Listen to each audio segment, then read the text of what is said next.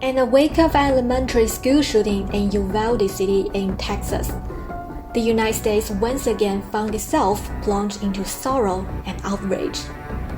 The shooting had so far claimed at least 21 lives, including 19 children.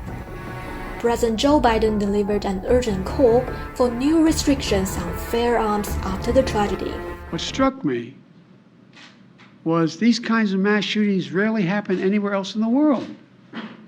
It's time to turn this pain into action. We can do so much more. We have to do more. Former President Barack Obama wrote on Twitter that our country is paralyzed, not by fear, but by a gun lobby and a political party that have shown no willingness to act in any way that might help prevent these tragedies. In a joint statement, the National Education Association and the Texas State Teachers Association demanded actions from lawmakers to end gun violence. How many more mass shootings will there be before those lawmakers finally take responsibility and address the gun issue?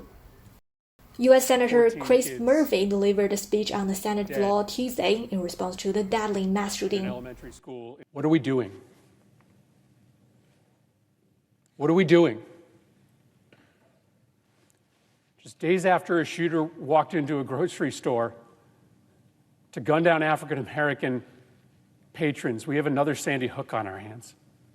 This only happens in this country and nowhere else. Nowhere else does that happen except here in the United States of America, and it is a choice. The tragedy marks the 27th school shooting in the United States this year alone.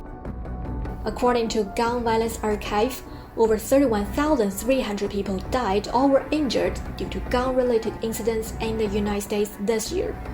The U.S. nonprofit journalism outlet The Trace reported, citing an analysis by a Boston-based research firm, gun violence has surpassed motor vehicle crashes and become the leading cause of deaths among American youth.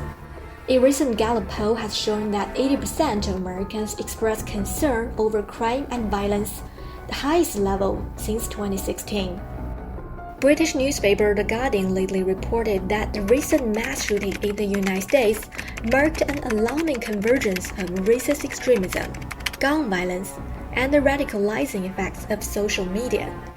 Amid the worst U.S. crime wave in decades, Democrats and Republicans are still at odds over the cause of unchecked violence nationwide and what to do about it. People may ask, how many more have to be injured or killed before the U.S. government addresses this uniquely American crisis?